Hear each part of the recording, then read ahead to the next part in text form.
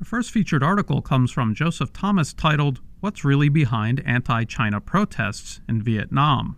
Protests earlier this month erupted in Vietnam. The Western media claimed the protests were anti-Chinese and represented a backlash against Hanoi's plans to lease land as part of a special economic zone that would have included Chinese business interests. This is part of a wider Western media campaign to portray China as a regional bully, and thus portray the U.S. as the defender of regional security against this supposed Chinese threat. However, Thomas points out that many of these protests were overtly suspicious. A picture included in the South China Morning Post actually featured one mob with protesters carrying an American flag.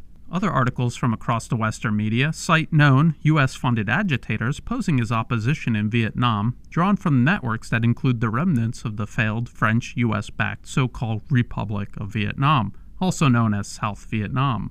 Thomas provides extensive evidence of U.S. meddling in Vietnam's internal political affairs via organizations that should by now be familiar to our listeners. This includes the U.S. National Endowment for Democracy and George Soros's Open Society Foundation. In addition to seeking regime change in Vietnam, these U.S.-backed networks also promote distinctively anti-Chinese rhetoric. Thomas concludes his article by pointing out this latest episode of unrest is part of a much larger pattern of U.S. interference across the entire region. This interference is aimed at encircling and containing the rise of China economically, politically, and militarily.